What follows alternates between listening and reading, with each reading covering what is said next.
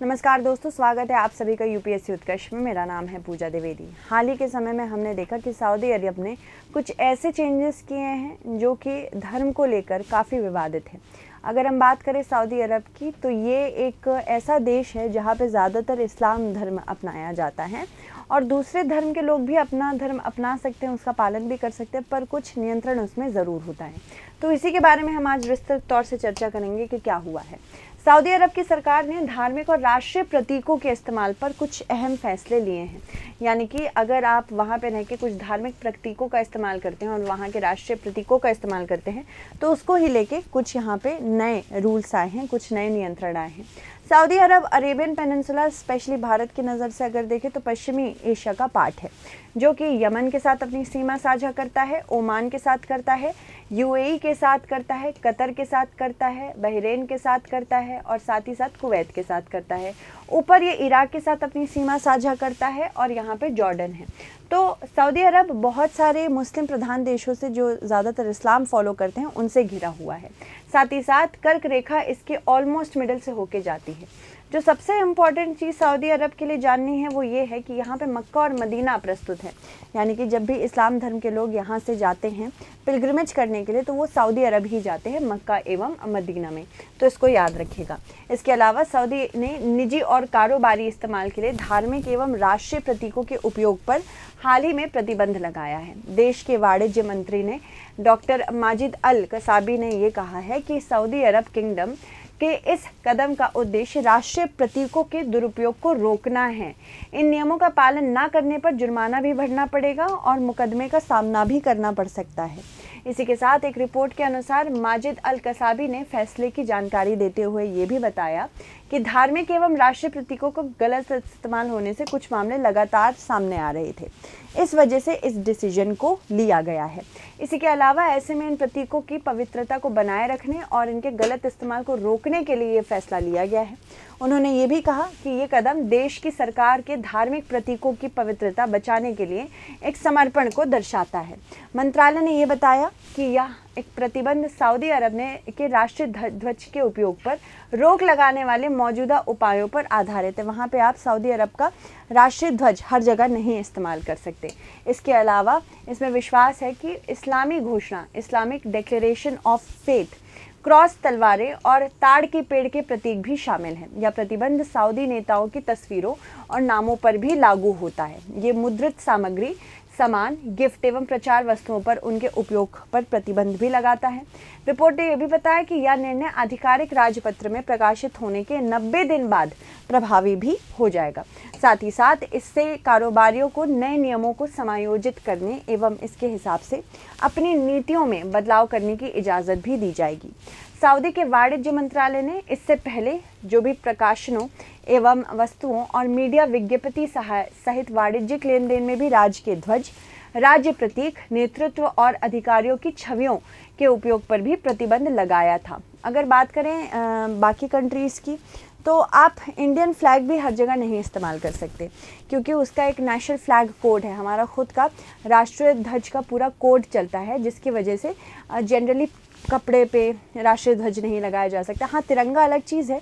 अगर उसमें अशोक चक्र प्रस्तुत नहीं है तब उसका उपयोग किया जा सकता है कहीं कहीं, पर अगर अशोक चक्र है तो यहाँ पे उसके उपयोग पर भी प्रतिबंध लगाया जाता है। अगर भारत सऊदी अरब संबंध की बात करें, तो भारत सऊदी अरब ने 1947 में राजनयिक संबंध स्थापित किए, जिसके बाद से दोनों ही पक्षों की ओर से उच्च स्तरीय यात्राएं लगातार हुई। सऊदी अरब के राजा सऊद ने 1955 में भारत का दौरा किया। प्रधानमंत्री नेहरू ने 1956 में सऊदी अरब का दौरा किया। शीत युद्ध के दौरान सऊदी अरब ने खुद को अमेरिका खेमे में शामिल कर लिया था, लेकिन भारत गुटनिरपेक्ष नीति के साथ आगे बढ़ा। इससे रिश्ते में शुरुआती गर्माहट तो थोड़ी सी कम हो गई, क्योंकि एक गुट वाला था और एक गुट निरपेक्ष था, वो किसी एक गुट के साथ जुड़ना नहीं चाहता था। हालांकि भारत की ये जो छवि बनी थी गुटनिरपेक्षता की, वो आज भी मौजूद है और आज इसी का फ़ायदा हमको मिल रहा है। इसके अलावा 1971 में पाकिस्तान की हार, 1973 में तेल संकट एवं अफगानिस्तान में सोवियत हस्तक्षेप ने भारत सऊदी संबंधों को खराब कर दिया था। जनवरी 2006 में राजा अब्दुल्ला बिन अब्दुल अजीज़ ने भारत का दौरा किया। जो कि 51 वर्ष में पहली बार किसी भी सऊदी सम्राट की पहली यात्रा थी। 1982 में मिस गांधी की सऊदी अरब यात्रा ने के बाद पहली शीर्ष स्तरीय द्विपक्षीय वार्तालाप शुरू हुई। उसके अलावा दिल्ली घोषणा 2006 पर हस्ताक्षर हुए। ऊर्जा, व्यापार, विज्ञान एवं प्रौद्योगिकी, शिक्षा एवं स्वास्थ्य, इन सारे क्षेत्रों में हमें समन्वय बनाने की उम्मीद इसी से जागी थी। अंतर्राष्ट्रीय मुद्दों पर राजनीतिक सहयोग के क्षेत्रों के संबंधों को भी मजबूत करना था। फिर रियाद घोषणा पत्र 2010 आता है। रियाद घोषणा पत्र 2010 ने दिल्ली घोषणा पत्र 2006 समझौते को आगे बढ़ाया।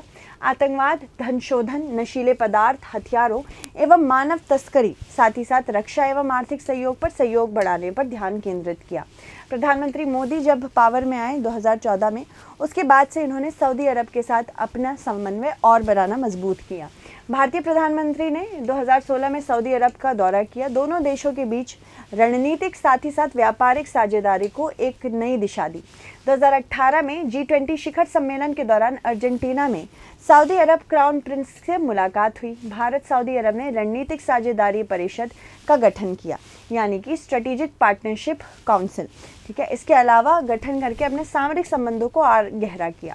फरवरी 2019 में क्राउन प्रिंस मोहम्मद की भारत यात्रा ने इस गति को और बढ़ावा दिया।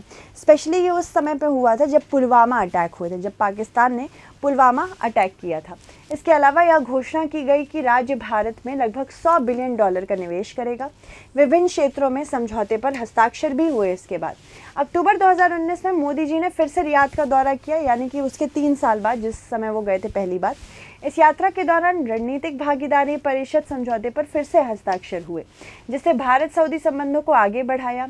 अब यहाँ पे राजनीतिक, सुरक्षा, सामाजिक, सांस्कृतिक सहयोग के साथ साथ अर्थव्यवस्था और निवेश पर भी ध्यान केंद्रित हुआ। फिर प्रिंस मोहम्मद भारत भी आए। वर्ष 2023 में प्रिंस मोहम्मद ने G20 नेताओं के शिखर सम्मेलन के लिए नई दिल्ली का दौरा किया। यहाँ पे उन्होंने प्रधानमंत्री मोदी और राष्ट्रपति जो बाइडेन, जो कि राष्ट्रपति USA के हैं, उनके साथ भारत मध्य पूर्व यूरोप आर्थिक गलियारे की घोषणा की, जो कि भारत को, ये भारत का प्रायद्वीपीय क्षेत्र है अगर हम देखें तो, और ये पाकिस्तान, ईरान और ये है सऊदी अरब का क्षेत्र, इस एरिया को। तो जो भी पोर्ट्स भारत के पश्चिमी क्षेत्र में प्रस्तुत हैं, यहाँ से अगर हमको अपनी मजबूती से अगर हमें और बढ़ना है, मार्केट क्रिएट करना है, तो हमको कहीं ना कहीं सऊदी अरब की ज़रूरत होगी। क्योंकि अगर हम UAE के दुबई गए, दुबई पोर्ट पे या फिर जबल अली पोर्ट पे, उसके बाद अगर हमको यूरोप पहुंचना है तो हमको सऊदी अरब से होके जाना पड़ेगा, और ये रेल रोड्स बनाएगा। सऊदी अरब हमें एक्सेस कैसे देगा? By building rails and roadways. और फिर उसके बाद हम इजराइल के हाइफा पोर्ट से ग्रीस तक जा सकते हैं। उसके बाद हम अफ्रीका, भूमध्य सागर के नीचे से यहाँ पे फिर अफ्रीका में भी जा सकते हैं। तो इस प्रकार से ये India, middle east, Europe economic corridor की बात हुई थी। इस वक्त सऊदी अरब हमारे लिए बहुत ज़्यादा ज़रूरी है, पर जो एक विशाल बुनियादी ढांचा है, साथ ही साथ चीन के बेल्ट एंड रोड इनिशिएटिव को ये टक्कर देने के लिए आया है। इसके अलावा भारत के लिए सऊदी अरब बहुत ज़्यादा ज़रूरी है। सबसे पहली बात तो ऊर्जा के नज़रिए से सऊदी अरब भारत की ऊर्जा सुनिश्चित करने के लिए प्रमुख भागीदार है। वित्त वर्ष 2023 के लिए यह भारत का तीसरा सबसे बड़ा कच्चा तेल और पेट्रोलियम उत्पाद का सोर्स बना। तो यह आपको याद रखना है, इससे क्वेश्चन आ सकते हैं। भारत ने वित्त वर्ष 2023 में सऊदी अरब से 39.5 मिलियन मीट्रिक टन कच्चा तेल आयात किया, जो भारत के कुल कच्चे तेल आयात का 16.7% था। वित्त वर्ष 2023 में सऊदी अरब से भारत का LPG आयात 7.85 MMT रहा, जो उसके कुल पेट्रोलियम उत्पाद आयात का 11.2% ही था। इसके अलावा रक्षा के नज़रिए से अगर देखें तो हाल के वर्षों में रक्षा साझेदारी में ज़बरदस्त वृद्धि देखी गई। तत्कालीन सेना प्रमुख जनरल मनोज मुकुंद नरवणे ने दिसंबर 2020 में सऊदी अरब से ऐतिहासिक यात्रा शुरू की। भारत और सऊदी अरब के बीच व्यापक नौसैनिक सहयोग बना। द्विपक्षीय नौसैनिक अभ्यास अल-मोहद अल हिंदी को 2 संस्करण अब तक इसके 2 संस्करण संपन्न हो चुके हैं। रक्षा संबंधों पर संयुक्त वक्तव्य में कहा गया कि दोनों पक्षों ने अपने गहन सहयोग की सराहना भी की है। इसी के साथ साथ संयुक्त अभ्यास, प्रशिक्षण एवं उच्च स्तरीय यात्राओं सहित कार्य जारी रखने, साथ ही साथ रक्षा उपकरणों के संयुक्त विकास एवं उत्पादन की संभावनाओं पर भी लगातार विचार हो रहा है। विचार और सहमति दोनों बन रही है। सऊदी अरब में भारतीय समुदाय लगभग 2.4 मिलियन है। सऊदी अरब के विकास में ये लगातार योगदान दे रहे हैं। साथ ही साथ जीवांत सेतु के रूप में इन्हें देखा जाता है, क्योंकि ये बहुत इन्फ्लुएंशियल है। वहाँ पे भारत की जितनी अच्छी छवि बना सकते हैं ये बनाएंगे। भारतीय प्रवासियों की बेहतरीन देखभाल करने ऑपरेशन कावेरी के तहत जिद्दा के जरिए सूडान में फंसे भारतीय नागरिकों को भी हमने वहाँ से लाया था। भारतीय हज और उम्राह तीर्थयात्री की सुविधा के लिए सऊदी पक्ष को भारत ने बहुत बार धन्यवाद भी दिया है। भारत एवं सऊदी अरब के संबंधों का महत्व कई महत्वपूर्ण पहलुओं से जुड़ा है, जो दोनों देशों के लिए रणनीतिक, आर्थिक एवं सांस्कृतिक दृष्टिकोण से अधिक महत्वपूर्ण है। भारत सऊदी अरब संबंधों के महत्व में कुछ पहलू हैं, जैसे कि सऊदी अरब का मध्य पूर्व क्षेत्रीय राजनीति में खास तौर पर इजराइल और फिलिस्तीन शांति प्रक्रिया पर काफ़ी भू राजनीतिक प्रभाव है, तो हमें सऊदी अरब के साथ समन्वय बनाना होगा। साथ ही साथ अमेरिका, रूस, चीन एवं यूरोपीय संघ जैसी प्रमुख शक्तियों के साथ इसके संबंध अच्छे हुए हैं।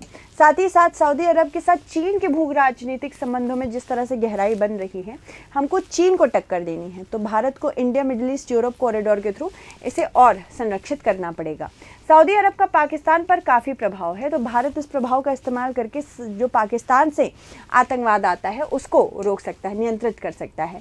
बातचीत की मेज़ पर लाने के लिए यहाँ पे सऊदी अरब का सहारा भारत ले सकता है। हालांकि भारत ये कभी नहीं चाहता है कि किसी भी द्विपक्षीय वार्तालाप में कोई तीसरी पार्टी आए, तो हो सकता है कि ये कम है, बट फिर भी थोड़ा बहुत देख सकते हैं। निम्न कथनों पर आपको विचार करना है। भारत सऊदी अरब ने 1947 में राजनयिक संबंध स्थापित किए। सऊदी अरब के राजा सऊद ने 1955 में भारत का दौरा किया था। तो आपको बताना होगा इनमें से कौन सा कथन सत्य है। धन्यवाद।